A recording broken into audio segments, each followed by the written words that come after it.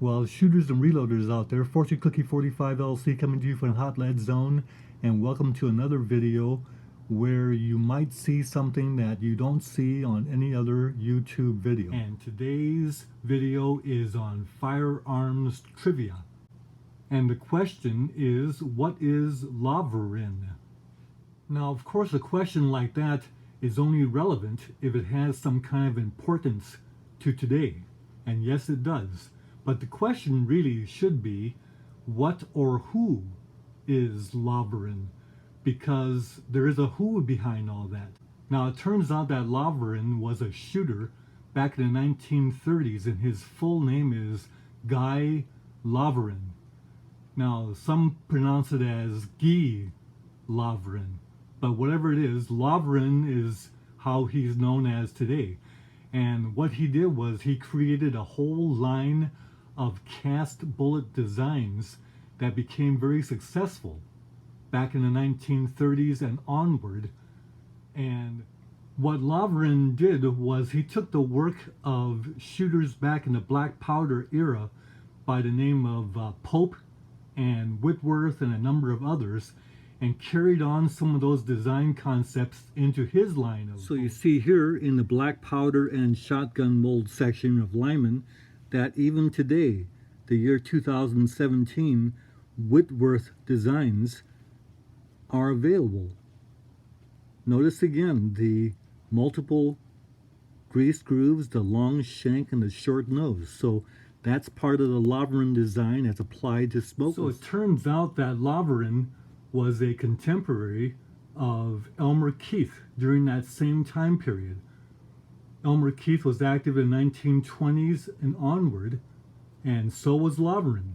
What the Keith design has is a long-nosed semi-wad cutter with a sharp shoulder, 3 equal-width driving bends, a large, generous grease groove, tapered crimping groove. The long nose provides more of the weight of the bullet to be outside the cartridge case so that more powder can be accommodated. This, of course, is the famous Keith 245 grain semi-wad cutter for the 44 Special that he created back in the 1930s. So while Elmer was doing all of his work in cast handgun bullets, what Loverin did was applied his work in cast bullets for rifles. Now this happens to be the Lyman Cast Bullet Handbook from 1973, and even in 1973 Loverin designs were very popular. So turn to the catalog section on Lyman bullet molds and you see a lot of bullet designs that are Loverins. This is a 7mm Loverin bullet, and so's that one, and so's that one, and so's that one, and so's that one. Every caliber had Loverin designs. So let's look at this. What features the Loverin design is that the rifle bullet has a fairly long shank in relation to the total length of the bullet. So here's the shank. Loverin designs feature a short nose, and they feature lots of these little grease grooves, multiple small grease grooves, but the total is a lot of grease.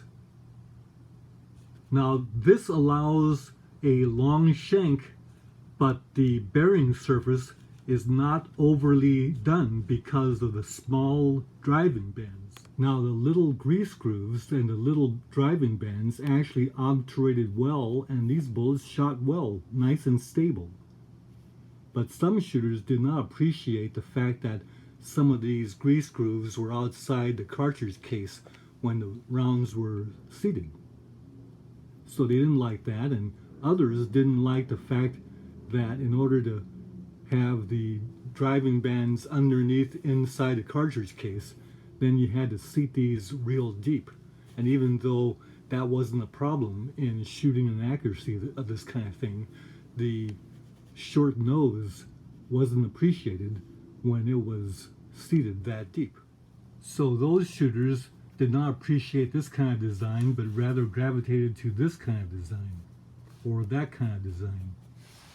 Suffice to say that today's Lyman cast bullet handbook doesn't have very many Loverin designs left, but there are some that have survived all the way till today, such as the 8mm.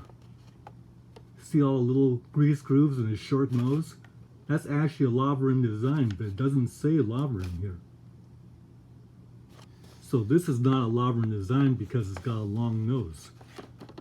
So not too many of the Loverin designs have survived till today. See all these longer nose? Now what you're looking at here is my reserve supply of 30 caliber Loverin bullets. They are 152 grainers, and here is the mold itself from the 1973 catalog. It is Lyman mold 311466. Now that wasn't the most popular one. A lot of shooters preferred the 311467 177 grainer, and also the 311407, which is the 180 grain Loverin bullet with a flat nose. But I like the 152 grainer. And so here you see the castings.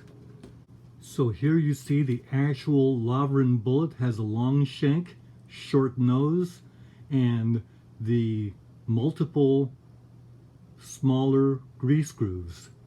Now this one also takes a gas check, but it can be shot with or without a gas check, because then this behaves as a boat tail.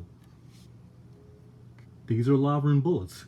Now, turns out that here's the mold that I use to cast these. So 2-cavity mold, look at the quality of that. See, 311466. And so it's casted a lot of bullets over the years, and it's still as good as new, as you can see.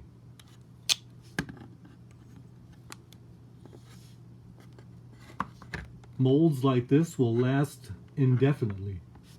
So suffice to say, you cannot buy this mold today because Lyman doesn't make them anymore. You have to buy them used, and they're hard to find.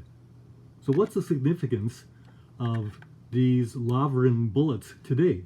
Because after all, if they've fallen out of favor, shooters aren't using them anymore. Doesn't mean they don't shoot well, but shooters just don't buy these anymore, and that's why we don't see them being made. Now these fine bullets are all tumble lubed, and I hope to show you in some upcoming videos that they have some utility for shooters today. The significance of these is that Richard Lee took the concepts of the rifle Loverin bullets and applied it to handgun bullets. It is quite possible that Richard Lee saw the benefits of the Loverin multiple grease groove design and incorporated them into his line of tumble lube bullets, and what we have here are the pistol equivalents of Loverin bullets today. Notice the reduced bearing surface and therefore pressure control provided by the narrower driving bands.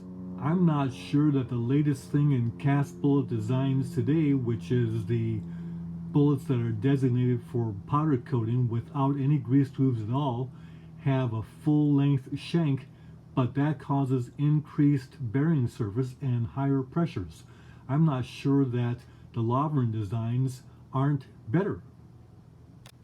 So that's the significance of Loverin, and it's still impacting our shooting today to a great degree. Bye for now.